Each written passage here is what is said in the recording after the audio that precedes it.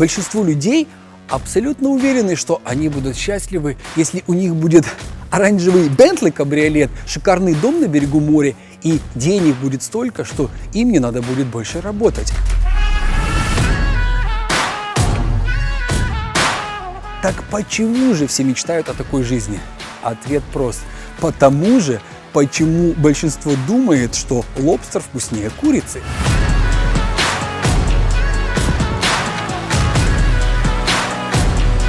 Добра и мира моим слушателям, вы на канале Антидот. Вам когда-нибудь приходилось видеть людей, которые в течение многих лет интенсивных и непрекращающихся усилий преследовали свою цель, а достигнув ее, впадали в депрессию? В той или иной степени мы все проходим через это. Впервые я сам это пережил, когда было мне лет около 10. Я помню это очень отчетливо. Мне родители обещали купить музыкальный синтезатор Yamaha, если я закончу год в музыкальной школе с отличными оценками. И стоил он на тот момент бешеных денег, около $300. Учтите, это были 90-е годы. И вот я так долго ждал этого момента. Каждый раз, как только оказывался около этого музыкального магазина, я заходил в него и смотрел на эту заморскую диковинку. И представлял себе этот день, когда она будет моей. И вот настал этот день. Она у меня появилась. Ну, радовала она меня где-то 2 недели. А потом я сам даже этот момент очень четко отметил. Радость прошла. И это в 10 лет. Я очень хорошо запомнил этот момент. Я даже сам про себя тогда удивился. Как такое может быть? Так долго хотел и так быстро прошла радость. Потом в жизни это было много раз. С каждой машиной, квартирой и даже девушкой. И с каждым разом удивление было меньше и меньше. И потом я, как и все, привык к этому. Ведь это наше универсальное человеческое качество. Нам все всегда надоедает. Все, без исключений. Это качество применительно ко всем людям. Белым, черным, старым, молодым, бедным, богатым, жившим 1000 лет назад или живущим сейчас. Как пример, чтобы вам было понятно, о чем я говорю. Представьте, если сейчас провести опрос. Что вкуснее, лобстер или курица? Я думаю, что вы не будете со мной спорить, что большинство скажут, что лобстер намного вкуснее курицы. Я тоже так думал, пока не поехал лет 10 назад в свой первый круиз, где все включено, где лобстера можно было заказывать без ограничений. Ну и, конечно же, кто будет кушать курицу, если можно заказывать хвост лобстера на гриле? В общем, к концу поездки я понял, что он мне надоел. И настал тот момент, когда мне предложили лобстера или курицу, и я выбрал курицу. Мясо курицы не лучше и не хуже по вкусу. Оно другое. А лобстер нам нравится потому, что его мясо менее доступное, следовательно, более дорогое, и поэтому в целом люди его едят реже, чем куриное мясо. Нам всегда хочется того, чего у нас нет. Итак, мы все чего-то хотим, стараемся, прикладываем усилия, тратим время на это, то есть свою жизнь, а ощущение удовлетворения очень кратковременно или его вообще нет. Почему так? Вы не думали об этом? Джозеф Кэмпбелл говорил об этой ситуации: это все равно, что добраться до вершины лестницы и обнаружить, что она представлена не к той стене. А ведь по факту мы не умеем радоваться и жить моментом. Нас этому не учили. Нам говорили, что нужно сделать для того, чтобы завтра нам было хорошо. Учиться, работать, учиться, правильно питаться, заниматься спортом и так далее. Но нас не научили наслаждаться настоящим моментом. А ведь именно это и есть жизнь. Именно это настоящая секунда. Это и есть твоя и моя жизнь. Та прошлая секунда – это уже прошлое. А та, что еще будет впереди, она еще не наступила. Это будущее. Мы наблюдаем за примерами людей, достигших всего того, что, как нам кажется, нас может осчастливить, таких как известные политики, звезды или просто богатые наши знакомые. Мы не живем полностью в настоящем и воспринимаем свою жизнь как некую подготовку к лучшему будущему.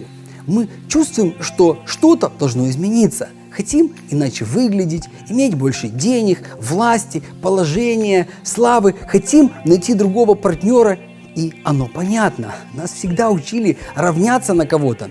На старшего брата, который уже умеет читать, а ты еще нет. На более успешного одноклассника, который окончил школу с красной медалью, а ты нет. На однокурсника, который уже купил машину, а ты нет. На подругу, которая уже вышла замуж, а ты нет. И так далее и тому подобное. Вам ваши родители когда-нибудь говорили: дорогой мой сын или дочка, тебе очень важно в жизни научиться жить и быть счастливым в этот настоящий момент твоей жизни? А в школе вас этому учили? Меня тоже не учили. Видите ли, такая одержимость всевозможными линейными устремлениями весьма характерна для нас, людей, как на индивидуальном уровне, так и для всей, я бы сказал, нашей цивилизации в целом. Это погоня за миражом счастья, которое всегда видится находящимся где-то в будущем. Это модель постоянной ненасытности, никак не зависящей от наших конкретных достижений. И, может быть, то мое удивление, которое я пережил и запомнил в 10 лет, заставило меня изучить этот вопрос, а может быть, просто желание узнать природу человека. Но позвольте мне поделиться некоторыми мыслями, к которым я пришел. Есть масса разных теорий на эту тему. Эрвин Ласло говорит, что удовлетворение не приходит потому, что мы все время ожидали получить от своей цели нечто такое, чего она нам никак не могла дать. Он объясняет это тем, что такое отношение к жизни тесно связано с присутствием в нашем бессознательном незавершенного гештальта, травмы биологического рождения. Хоть мы и сумели родиться на этот свет, мы так по-настоящему и не усвоили тот факт, что нам удалось избавиться от мертвой хватки сжимающего нас родового канала. Память об этом все еще живет в нашем мозге, и это впечатленное в нас знание впоследствии играет роль трафарета, через который мы видим мир и свое место в нем. Подобно младенцу, борющемуся с тисками родового канала, мы не можем наслаждаться существующей ситуацией и ищем решение в будущем. Нам всегда кажется, что оно где-то впереди. Экзистенциалисты называют такую жизненную стратегию автопроекцией. Мы воображаем себя в некой лучшей, чем сейчас, ситуации в будущем и начинаем преследовать этот мираж. Такая стратегия проигрышна независимо от того, достигаем мы конкретной цели или нет, потому что она никогда нам приносит того, чего мы от нее ожидаем. Она ведет к способу существования, неспособному дать истинное удовлетворение к существованию, которое иногда называют крысиными гонками или конвейером.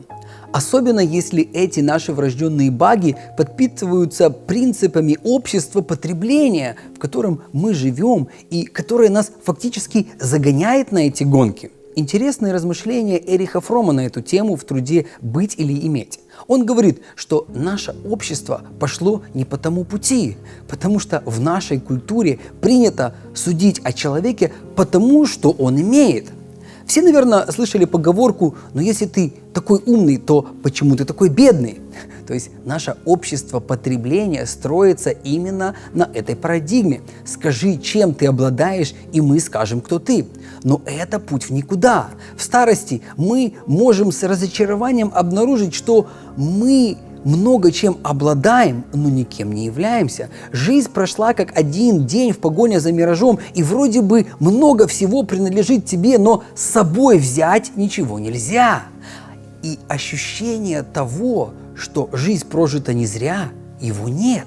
И те, кто это понял раньше, чем пришли к закату своей жизни, у нас, у людей, именуются героями. У евреев это был Моисей. Он был принцем и мог иметь все, но отказался от всего и ушел в пустыню. У индусов был Будда. Он тоже был принцем и имел все радости в жизни, но рано понял, что это тупик. Он ушел в пустыню и провозгласил некоторые принципы, которым следуют сегодня миллиарды людей. Он сказал: «И не богатство, и не власть делают из человека раба, но лишь его привязанность к богатству и власти». И позже Иисус эти же принципы озвучил в своей Нагорной проповеди. Он сказал: какая польза человеку, если он приобретет весь мир, а душе своей повредит? Это герои, их имена вошли в историю. Вы думаете, просто так? Нет, они сделали то, с чем каждый из нас внутри согласен, но сделать это не способен. Это и есть определение героев. Тот, кто сделал то, что другим не под силу. И, конечно же, я не призываю вас расслабиться, забить на все свои цели, уйти в монастырь и ничего не делать. Вы можете ставить разные цели: окончить школу, университет, найти хорошую работу, купить квартиру, завести семью и так далее, и достигать их. Но вы должны четко понимать, что, достигнув любую свою цель, вы не получите того удовлетворения, которого ждали. А если и получите, то оно очень быстро уйдет только потому, что мы люди, и мы так устроены. Это не мое мнение, это сказали гораздо более умные и авторитетные люди. Например, Соломон. Некоторые его считают богатейшим и умнейшим человеком своего времени. И больше 4000 лет назад он сказал: «Видел я все дела, которые делаются под солнцем, и вот все суета, сует и томление духа». Ну, хорошо, скажет нетерпеливый слушатель, который дослушал до этого момента. А что тогда приносит удовольствие? И это очень хороший вопрос. Если вы задумались над этим, то это уже большой прогресс. Значит, мы делаем наши выпуски не зря. Ведь большинство людей абсолютно уверены, что они будут счастливы, если у них будет оранжевый Бентли кабриолет, шикарный дом на берегу моря, и денег будет столько, что им не надо будет больше работать. Вы спросите у своих друзей, что для них идеальная жизнь, и большинство вам, не задумываясь, ответит: это когда не надо будет работать и просто лежать можно на пляже и попивать мохито. И не надо обладать богатым воображением, чтобы понять, что такая жизнь будет пыткой уже через пару месяцев. Просто представьте целый день пить мохито и лежать на берегу. На следующий день жуткая головная боль, гарантированно. Ну неделю, ну 2, ну месяц такая жизнь будет прикольная. Но не всю же оставшуюся жизнь. Да и жизнь будет недолгая, если так каждый день бухать. Через полгода такой жизни любой человек превращается в овощ. Так почему же все мечтают о такой жизни? Ответ прост. Потому же, почему большинство думает, что лобстер вкуснее курицы. И кто-то, возможно, мне скажет: а что же тогда приносит удовольствие? И тут у всех могут быть разные мнения на этот счет. Но я для себя нашел 3 вещи. Это жить, изучать себя и делать то, что приводит тебя в восторженную гармонию. По первому пункту все просто. Научиться ценить каждый момент своей короткой жизни. Ведь по-настоящему приятные вещи, которые никогда не надоедают, это обычные вещи. Вам никогда не надоест пить, есть, спать и заниматься сексом. Это, может быть, звучит примитивно, но в биологическом смысле это и называется жить. Я для себя сделал вывод, что неважно, кем ты работаешь, сколько денег или власти у тебя имеется, если ты не научился или не можешь позволить себе остановиться в суете своей жизни и хотя бы несколько раз в день насладиться приемом пищи, не на бегу схватить что-то, что попало, и побыстрее в рот запихнуть, а неторопливо съесть все, что тебе хочется, и получить удовольствие от пережевывания каждого кусочка, то зачем тебе эти деньги? Ты все равно не поймешь кайфа жизни. Второе – это изучение себя и Вселенной, частью которой мы все являемся. Не буду тут много говорить, поскольку этой теме посвящены практически все выпуски на этом канале. Скажу только, что изучать мир, в котором мы живем, по моему мнению, это самое интересное занятие, которым можно заниматься всю жизнь и даже не одну жизнь. Попробуйте, не пожалеете. С чего начать? Я говорил в прошлом выпуске, в котором мы говорили, как стать на путь саморазвития. Ну и последнее – делать. делать то, что вам нравится, то, что приводит вас в восторг, то, чем вы бы занимались, даже если бы вам за это не платили. И, конечно же, для этого нужно изучить себя. Изучите себя и найдите такие вещи.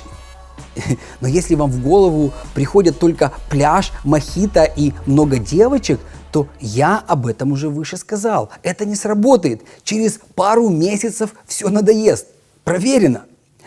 Могу сказать подсказку. Очень легко приходишь в восторженную гармонию, когда видишь, что чья-то жизнь меняется в лучшую сторону благодаря твоей деятельности. И тут кто-то, возможно, скажет: ну, это у вас там в Америках можно делать то, что тебе нравится, а ты не знаешь, какая у меня сложная жизнь. Я еле-еле свожу концы с концами, и мне не до любимого занятия. Тут мне нечего возразить человеку, который не знает, что 5,5 миллиарда человек, то есть 70% населения земного шара, живущего в день меньше, чем на $10, с удовольствием бы поменялись с ним местами. Скажу за себя, я точно так же, как и все, работаю, но организовываю свою жизнь так, чтобы найти время на то, что приводит меня в восторженную гармонию. А именно взять ручку и написать этот текст, по которому потом сделать этот выпуск для того, кто не ищет отмазки, а кто готов взять себя в руки и сделать все, чтобы прожить жизнь, в которую он найдет время, чтобы жить. И если вам понравился этот выпуск, вы знаете, что нужно делать. Не буду утомлять своих уважаемых слушателей этими заезженными фразами. А также, если вы знаете того, кому бы эта информация помогла сделать его жизнь лучше, то обязательно вышлите ссылку ему на это видео. Тем самым вы внесете свой вклад, чтобы сделать наш мир лучше. С вами был Майкл Свобода. Живите ярко, друзья!